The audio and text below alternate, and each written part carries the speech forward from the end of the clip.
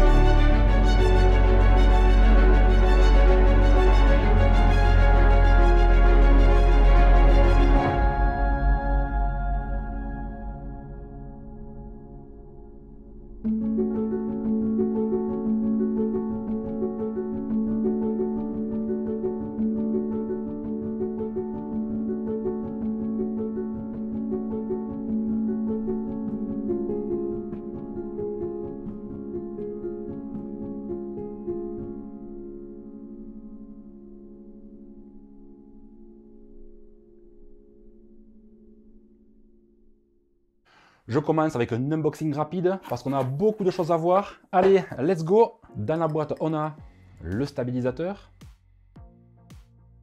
Deux pièces à monter sur le stabilisateur pour installer l'appareil photo. Un grand plateau rapide à fixer sous ton appareil photo. Une cale d'épaisseur pour surélever ton appareil si tu as un gros objectif et qui touche le plateau principal. Un mini trépied. Une boîte noire mystérieuse qui contient toute la visserie nécessaire et une clé hexagonale en L. Petit coup de gueule, j'aurais bien aimé avoir au moins une vis à main, c'est avec l'anneau en D pour fixer l'appareil au plateau rapide. Pour le montage, c'est plus simple et c'est plus pratique que d'utiliser une clé. Bon, je continue avec un support d'objectif à installer au bout du plateau rapide. Tu n'en auras besoin que si ton objectif est un peu long et lourd. Avec un objectif court et léger, il n'est pas obligatoire. On a aussi tout un assortiment de câbles pour contrôler l'appareil directement depuis le stabilisateur. Il y en a pour toutes les marques ou presque. Je termine avec un guide de démarrage rapide avec une partie en français. Et étonnamment, c'est l'un des plus détaillés que j'ai pu voir, surtout au niveau de la procédure d'équilibrage de l'appareil sur le stabilisateur. Les débutants y trouveront une grande aide, ça c'est bien. Feiyutech nous a aussi glissé une petite carte de visite pour les retrouver sur les réseaux sociaux. Et une dernière carte d'avertissement qui dit de ne pas allumer le stabilisateur avant d'avoir monté et équilibré un appareil dessus. Ça fait des années que je le martèle dans chaque vidéo que je fais sur un stabilisateur et enfin un constructeur l'indique clairement. Bravo! Enfin bref, voilà pour cet unboxing. Pas de sac ou de pochette pour le transport, mais j'y reviens plus tard. T'inquiète, j'oublie pas. Design un peu atypique pour ce stabilisateur, on comprend pourquoi il s'appelle Scorp. La construction est mi-plastique, mi-métal. On a des petites touches d'aluminium anodisé bleu assez discrètes par-ci par-là. Les trois boutons de verrouillage des axes sont bien visibles, c'est les seules pièces qui sont chromées. Il y a des inserts en caoutchouc aux endroits stratégiques pour rendre la prise en main agréable et sûre. Voilà, l'ensemble fait sérieux, ça fait solide, les ajustements sont bons, ça craque pas quand on l'utilise, ni à me charger, il inspire confiance. Un truc que j'avais jamais vu avant, il y a deux pieds en dessous qui se déplient pour pouvoir poser le stabilisateur et qu'il soit bien stable. Pas de trépied à utiliser, c'est pas bête. Pour le reste, on est sur du classique. Si tu es un habitué des stabilisateurs, tu ne seras pas dépaysé. Il y a des boutons un peu partout, un joystick, une gâchette à l'avant et une roue multifonction. Ce qui est cool avec cette roue, c'est qu'elle est magnétique déjà. Tu peux la programmer pour l'utiliser avec la fonction que tu veux. Et suivant la fonction, elle peut être crantée ou libre, ça c'est sympa. Alors bon, je ne vais pas détailler l'utilisation des boutons un par un, ça prendrait trop de temps, tellement il y a de fonctions. Je te renvoie donc vers le manuel d'utilisation qui est très complet et très clair sur la fonction de chaque bouton. Et si tu ne trouves pas ton bonheur ou si tu as une question avant de l'acheter, laisse-la en commentaire, je t'en donnerai toutes les infos. Il y a des ports USB de chaque côté du moteur de l'axe tilt. Celui qui nous intéressait, celui qui est repéré avec le logo d'un appareil photo. Il faudra se brancher sur celui-là pour contrôler ou recharger l'appareil photo depuis le stabilisateur, s'il est compatible bien évidemment. Si t'aimes pas brancher des câbles comme moi, tu pourras le contrôler en Bluetooth à la place, ça fonctionne aussi très bien. Les autres ports USB sont des ports d'extension pour brancher des moteurs. Je continue avec le port USB pour charger le stabilisateur qui est là, ici, sous la roue multifonction.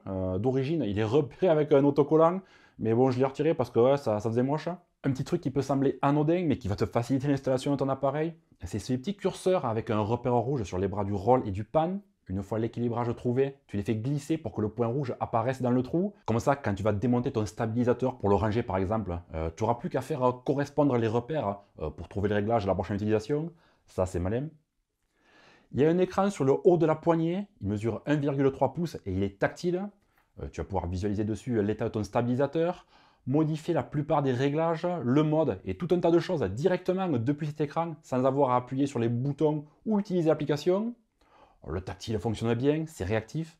Par contre, les icônes ne sont pas énormes et si tu as des gros doigts, tu risques d'appuyer à côté ou sur autre chose. Bon, rien de bien méchant. Pour terminer ce tour, la killer feature, si on avait besoin d'une, c'est là, ici, dans l'insert bleu. C'est une caméra pour l'intelligence artificielle. Grâce à elle, cette IA va contrer le stabilisateur pour te suivre et rester bien cadré. Alors, il me semble que j'ai déjà vu ça quelque part, hein. Il y a un YouTuber qui disait que ça allait arriver chez tous les constructeurs de stabilisateurs. Alors, son nom m'échappe, c'est Grégory quelque chose, je crois, je me souviens plus. Bon, tu as compris que le concept n'est pas inédit et rappelle notre stabilisateur que j'ai testé il n'y a pas très longtemps. Alors la bonne question c'est, est-ce que Feiyutech est allé encore plus loin? Alors déjà, d'un point de vue construction, hein, on n'a pas l'impression que c'est un truc qui a été rajouté un peu où il y avait de la place. C'est parfaitement intégré, hein. Tu risqueras pas de perdre ou d'oublier un module, hein. Ça fait partie du stabilisateur, c'est propre, hein. Alors on va voir un peu plus tard comment il fonctionne et on va s'arrêter là pour le tour global. Le montage de l'appareil photo et l'équilibrage ne posent aucun problème particulier. Toutes les pièces sont repérées avec des petites flèches blanches ou noires pour savoir qui va où. Il faut juste être méticuleux, hein, comme d'habitude avec un stabilisateur, quoi. Si tu as besoin, tu peux aussi monter ton stabilisateur pour filmer la verticale pour les réseaux sociaux. Alors là aussi, c'est très simple, il y a encore moins de pièces à utiliser. Une fois que tu as tout monté et bien équilibré, à l'horizontale comme à la verticale, je te conseille de faire un réglage de la force des moteurs. Avec l'écran tactile, c'est facile. Tu cliques sur puissance du moteur, puis auto-adaptation et démarrage de l'auto-adaptation. Tu laisses faire la procédure jusqu'au bout, l'avancement est affiché. Quand il a fini de gigoter dans tous les sens, tu cliques sur auto-adaptation terminée pour valider. Tu sors du menu en faisant glisser vers la droite et ton stabilisateur est prêt à être utilisé. Feiyutech indique que la capacité de charge utile du stabilisateur est 2500 grammes. Oui, tu as bien entendu, 2,5 kg.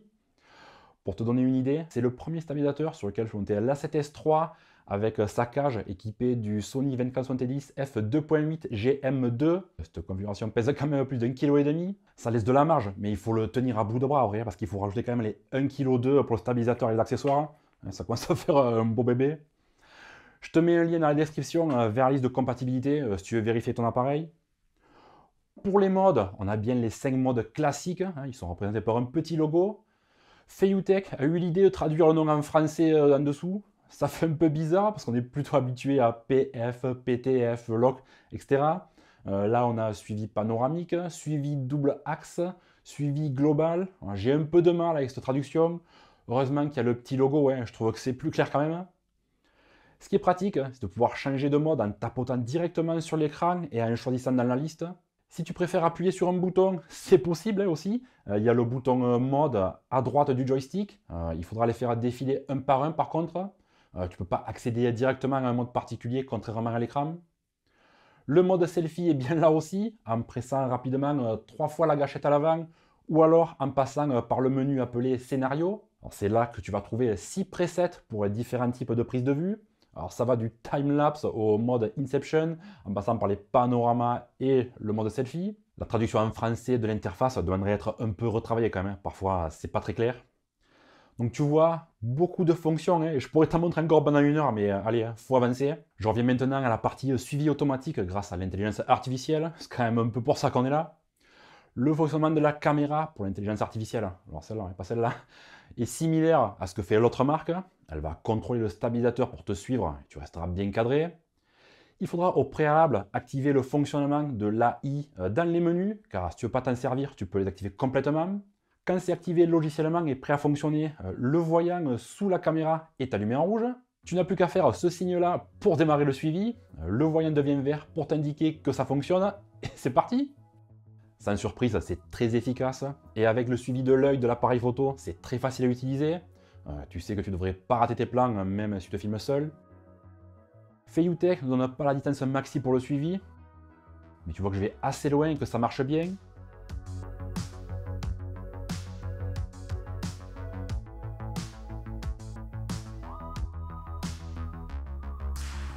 Si tu te perds en cours de route, il arrive quand même à te rattraper, c'est une bonne chose.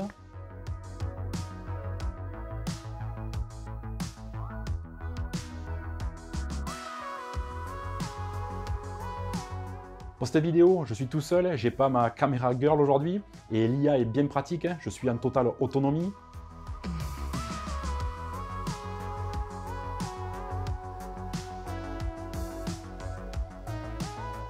Pour arrêter le suivi, il y a 3 gestes différents.